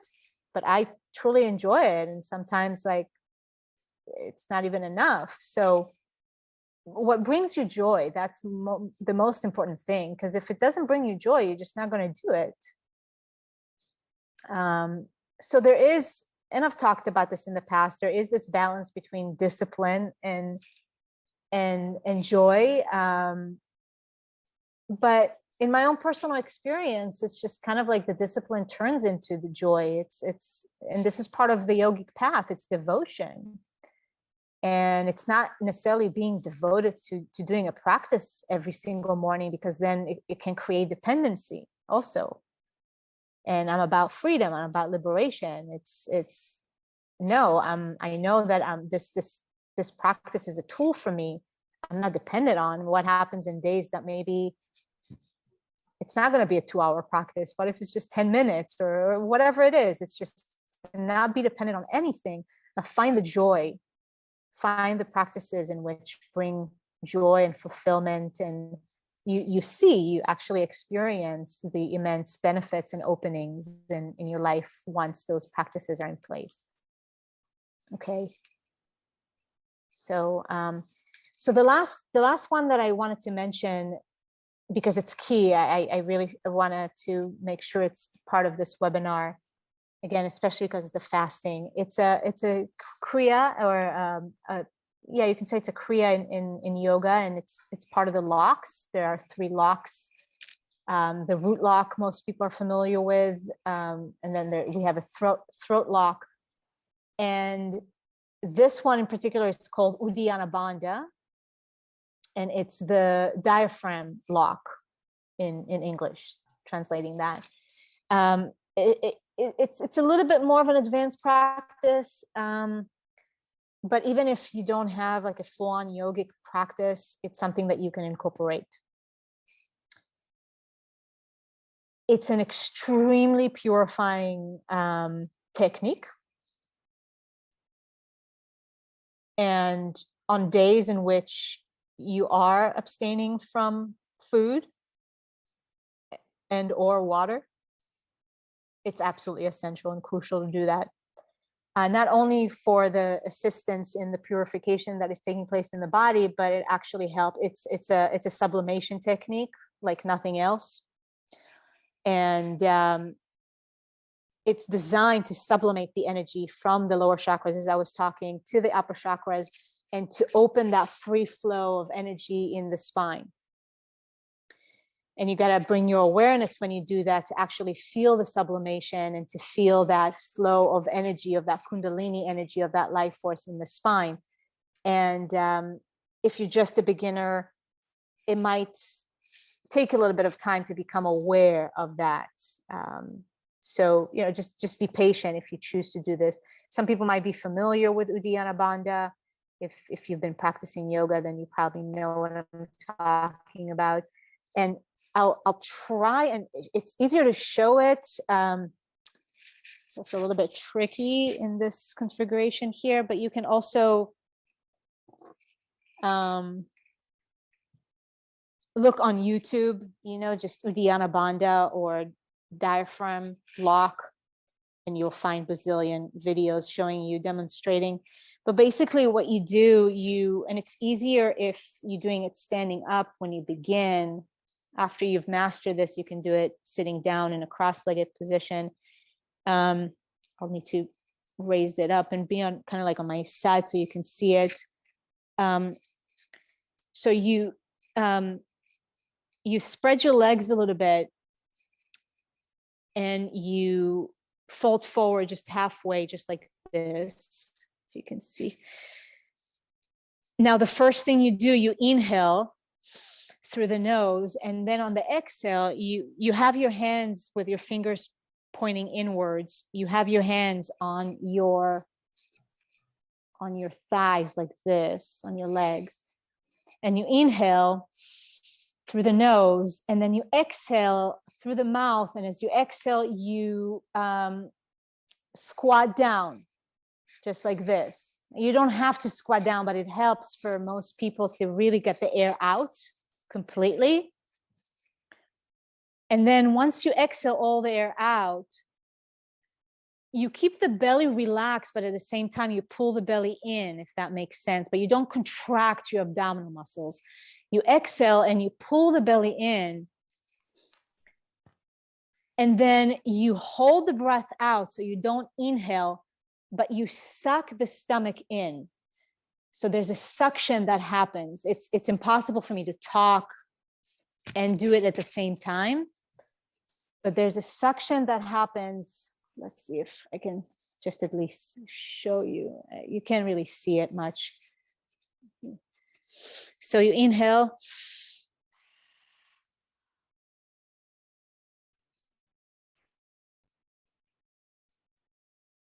You can't see much. So basically, I apologize, it's a little bit hard. It's easier to do it in person. You can actually see me in person, not on the screen, but you exhale all the air out, and then you create suction. You basically bring the lower part of your abdomen up. And this happens. And basically what you're going to see is that kind of like this concave formation that occurs within the abdominal cavity. And your rib cage is going to almost kind of like be stretched out with the suction of the stomach, while keeping your chin to the chest. So you create a lock in your throat as well. You can also lock the root lock when you do that. But again, that's a little bit more advanced, just focusing on the Uddiyana Bandha. You hold that breath retention for as long as you can. Then before you inhale, just release the suction a little bit, release the diaphragm, then you inhale. And then hold the breath, do a breath retention on the inhale, holding the breath full for as long as you can. And then you exhale, and then you repeat it again. The same sequence for the Uddiyana Bandha. And you can do 10 repetitions of that. You can time it if you want, like maybe you say, I do 10 minutes of this, whatever you choose to do. But on fasting days, I can tell you, it energizes you so much. And that's the trick with fasting. When it's more than a day, when you kind of cross the second, third day, and you might feel so low energy that you don't want to move, but once you do move, and especially do the Uddiyana Bandha, boom, you energized again. So it's just a matter of just get yourself to move on those days that you kind of feel sluggish while fasting, but especially the Uddiyana Bandha. Now, do a few stretches before you do Uddiyana Bandha. It doesn't need to be elaborated, just a little bit, side stretches, some back bends, forward bends. Those are the basic stuff to do every day. You want to move your spine sideways, backwards, forward. I would say that's a must. Call it yoga, call it whatever you want to call it. You want to move your spine. That spine is not moving, there's stagnation. Your meditations are just going to become that much more profound and powerful if there's more of a flow in your spine. And that's the reason why asanas and pranayamas come before meditation. You want to move that spine. All right. So, yes, Dylan, I'm going to type it in. And Jackie, what do you mean by if I know such retreats? Yes, I'm actually going to do such retreats. This is for you, Dylan, and everybody else. This is what just want to make sure that I'm spelling it correctly. Uddiyana Bandha. That's the Sanskrit name for it. And yes, so Jackie, I was planning to do a retreat in March here in Baja, Mexico, but that will change. I've got some different things that are going to occur in March, but I might hold it in June. And if it's not Baja, Mexico, it's going to be a different location, but at some point this year.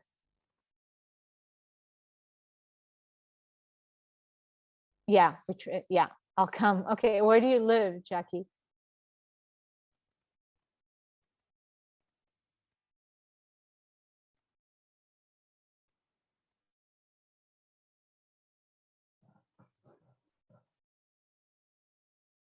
Person, especially with things like this. Where in the US?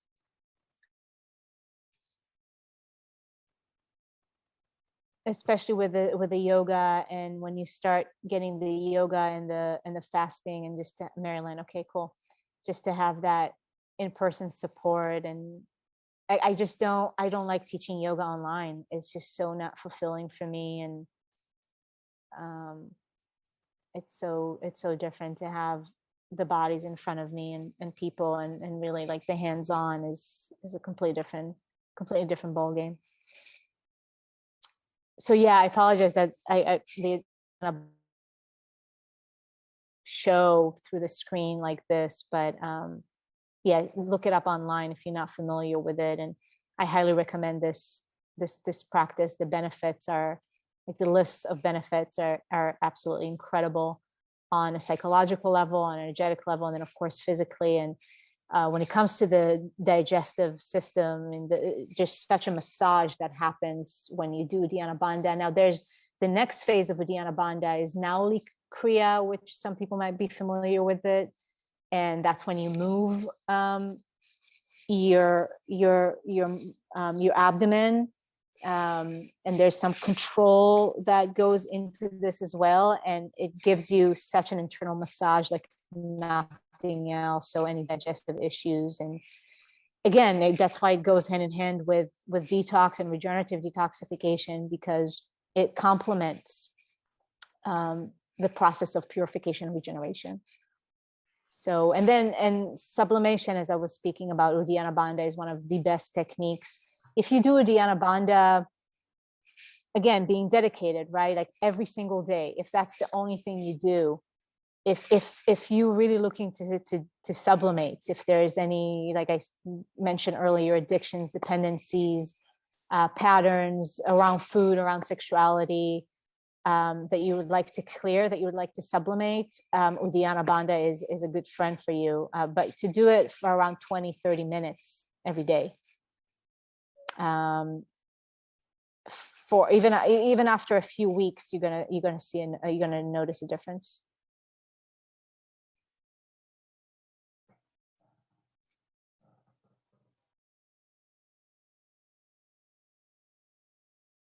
We have any other questions or comments? Or Okay, guys. Yeah, do you have any questions before we wrap it up?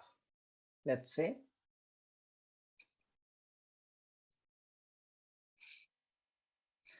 Probably not. It was very clear.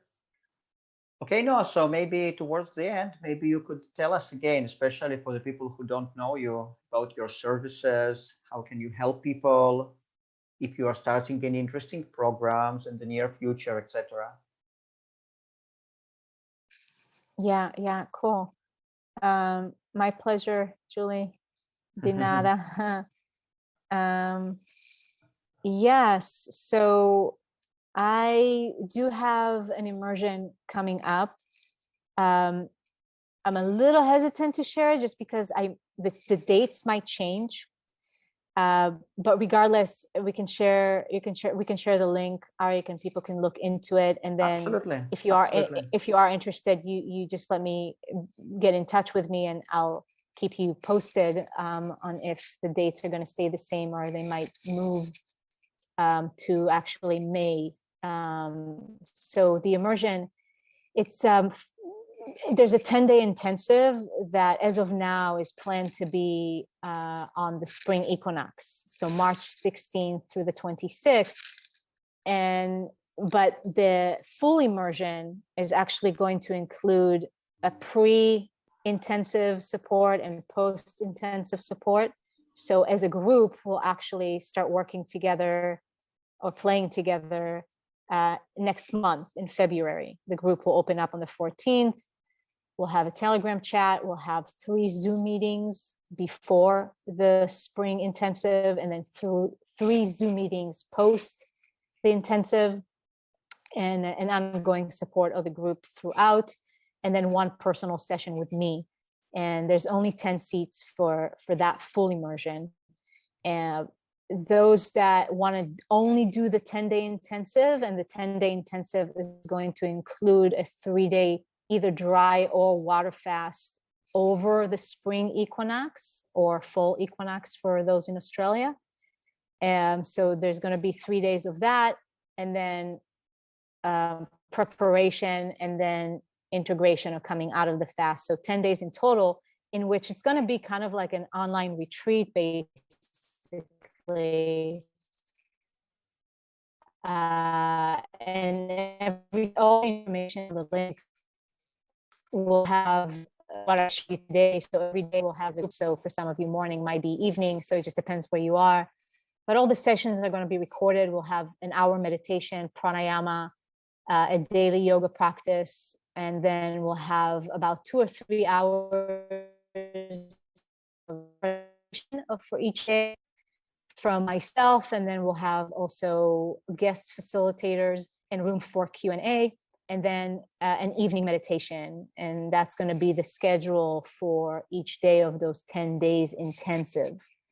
And everything will be included, everything will be recorded, and you'll have access to those recordings, of course, as part of as being a participant. So there's the option to only do the intensive for 10 days. And that is, there's no limitations of how many people can sign up for that. And then the full immersion, as I said, it begins next month. We'll have the intensive, and then there's going to be a post support. And the focus will be on purification, regeneration, and liberation, through the path of fasting, through the path of fruits and herbs for those that choose that, and the different practices that I shared here today, and a lot of self-love. Yes, I will put the link, Jackie. I will put the link here, and I will put the link in the WhatsApp. And if you're interested in just the intensive itself, the 10 days, I am offering a 10% discount for this group, for the fasting group, if you are on this webinar now, if you're watching later. And that, to the link, you'll see the information and the for either the intensive or the full immersion. And yes, and just contact me in regards to the dates, because as I said, it might move. It just depends on a few factors right now. So I'll know more in the next couple of weeks. Also depends on how many people sign up and such. So I'll put the links now here in this chat. Yeah, yes, no, we will also put this link below this video, so people will be able to find it. Yeah, cool. And also maybe even we will put it on WhatsApp, on our WhatsApp group. But below this video, you will have this link for sure. Right. Okay, yeah, cool. And you have the link, Arik, right? I sent it to you. Yeah, but it's better if you send it by WhatsApp. I'll send it to you again. Yeah. Okay, guys, so you have last chance to ask your questions if you have any. If not, we are going to finish. I'm just going to put the discount code as well. The discount code is natural state. Cool. Yeah, natural state. Wonderful. Yeah. Okay, excellent. Okay, Noa, so thank you so much. It was amazing. It was eye-opening, enlightening, lots of food for thought, lots of things to apply. Thank you so much. And we all hope to see you again soon with new subjects. Yeah, my absolute pleasure. Yeah, my absolute pleasure. And yeah, more to come around the yoga and incorporating that into different immersions and with purification, with with fasting, but also having a strong foundation of the yoga for those that are interested to learn more, that are interested to dive deeper into the world of yoga beyond just the postures, but the actual wisdom, the actual wisdom and the practical wisdom. That's why it was important for me in the title to put the practical applications. Absolutely. And learning the yogic lifestyle as a way of living. Absolutely. Absolutely. And thank you very much for not giving up because of these connection problems and still delivering all the information and everything you intended to. So thank you so much. Yeah, thank you for your patience with the internet issues. So I appreciate everyone here. Thank you, Arik, for hosting. Thank you. Okay, guys, love and light to everyone. Thank you so much for coming. Bye-bye. Ciao. Bye-bye. Ciao.